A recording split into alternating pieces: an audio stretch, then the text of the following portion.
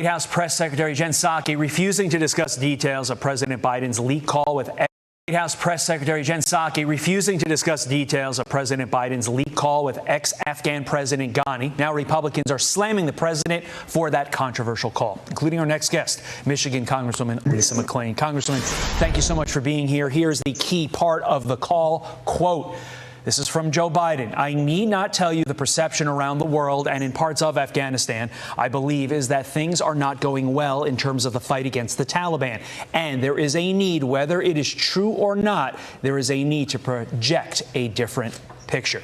Congresswoman, isn't that Exhibit 1A that the Biden administration is lying when it says it did not see the Taliban takeover coming?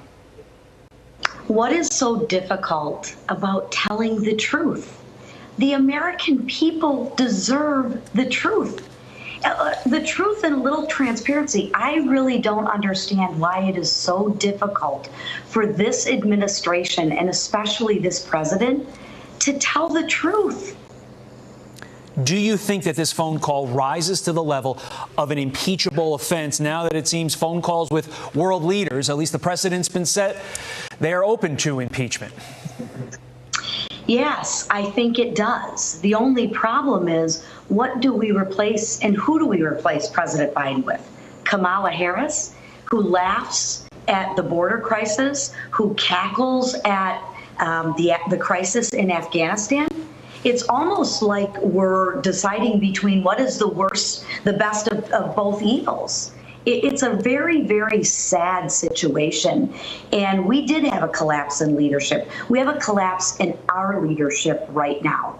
It doesn't seem that Senator Mitch McConnell there is interested in bringing impeachment to the floor, but we will see. Meantime, speaking of bringing things to the floor, Nancy Pelosi just blocked the names of service members killed from being read on the House floor. You are spearheading the bipartisan push to award the Congressional Gold Medal to those 13 fallen troops. How's the effort going? The effort is going fantastic. And first and foremost, my heart aches for the families of the 13 fallen service members, as well as I think America's heart aches as well. This is a bipartisan effort that over 200 of my colleagues has signed on to this bill. So in a time of really a lot of partisanship, this is one effort that I think is very bipartisan, and my hope is that this bill will come to the floor rather quickly, and very quickly we can honor these 13 service members with the Congressional Gold Medal. But Congresswoman, whether it's the bipartisan nature of this or just the human part of this, what could possibly lead Nancy Pelosi to do this? I'm at a loss for words. I honestly don't know. I don't know what the harm is in entering these 13 fallen service members who gave the ultimate sacrifice to put those names and read those names into the congressional record. There's got to be a reason. I don't know what it is. I'm at a loss for words. The only thing that I can think is that in some way she is trying to take the spotlight off of Afghanistan, at least in the House. Let me tell you, it's not working. The whole nation is talking about this because this is a national tragedy that has been unfolding before our eyes for the last 3 weeks, and it continues. Before we let you go, I want to get your thoughts on this final topic, if you bear with me here.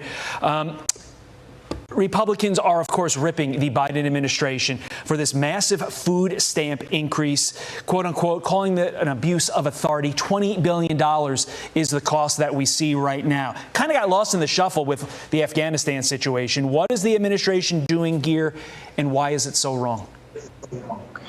Well, at the end of the day, we have to be a good steward of the taxpayers' dollars. And again, this is something that they're trying to pass in the dead of the night. They're trying to bury it in the fine print. Everything goes back to, let's just be honest, truthful, and transparent. Not perfect, but we can strive for perfection. We can strive for progress. But at the end of the day, let's just be honest about what's going on. And unfortunately, this lack of honesty and lack of transparency with this organization, that's their MO. And you see it again with this issue. Okay, but Congresswoman, critics are going to say, look, we're America. We should be feeding anybody who's hungry. I mean, that's a logical conclusion, right? But what do you say is really going on here? Well, I'd like to get a little more facts before I render an opinion. I think at the end of the day, we are America, and we do need to make sure that we take care of hungry people. But we need to do it in a respectful fashion, and we need to be, again, a good steward of our taxpayers' dollars, period. Congresswoman Lisa McClain, thank you for your time this morning. Jillian, over to you. Thank you.